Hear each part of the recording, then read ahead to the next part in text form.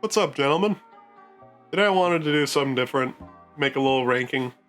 Top 5 best nanopod units in Battle Nation so far, as of level 40.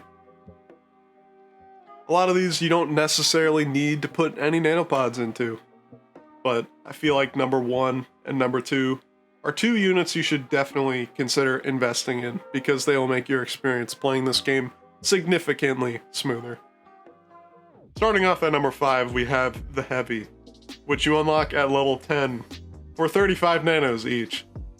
Now, I don't actually own any Heavies, but from what I've seen, they're a really nice unit to have because they help you farm encounters and generally speed up the process of the less difficult fights.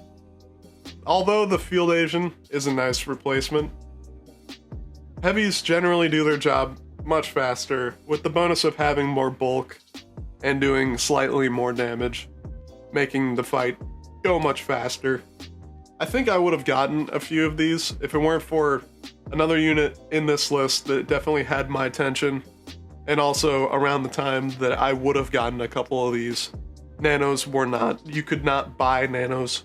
Patreon nanos were not a thing quite yet, and so I just generally stuck with just using Field Agents because they were basic. They do the same job, just slower.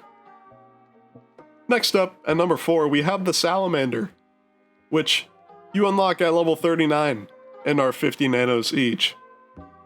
Salamanders are basically the shitty flame troopers you unlocked early on for free, but they are significantly better and are on some sort of Chinese steroid, making them dish out significantly more fire damage over a small area while also being relatively chunky, making them a very decent secondary frontline unit.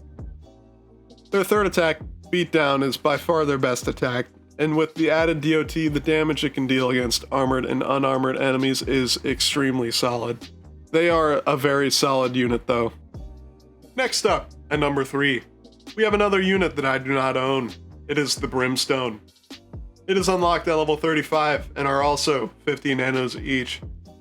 This is a unit that I'm currently having an inner battle inside, deciding whether or not to get any because they're basically the rocket truck, but significantly better, being able to soften up and or clear out large amount of enemies extremely quick. When boss strikes show up again, these will definitely be one of the most used units during the strike, because they are able to clear out each wave and or soften up each wave very quickly. Moving right along. Now at number 2, we have the first unit that I definitely feel like you should get at least a couple of, and it is the Super Tank.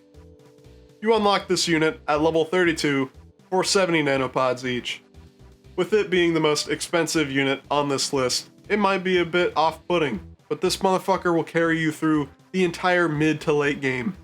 With its insane amount of health and extremely cheap healing cost, only costing steel and oil to repair, it is a very good unit. Alongside portable walls, the Super Tank is one of the most bulky land units currently in the game, and are essential to have for future boss fights, boss strikes, and generally just tough enemies like rebels or silver wolves. I definitely feel like even though they are 70 nanopods each, you should get at least 3 of them so you can just cycle through the attacks. It makes ranking them up much faster. You should really invest some nanopods into getting some super tanks. It'll make taking on bosses and doing boss strikes significantly less painful. And now, at number 1. I don't think this will come as a surprise to you guys, and to be honest, this and number 2 could be swapped around, but it is the M10.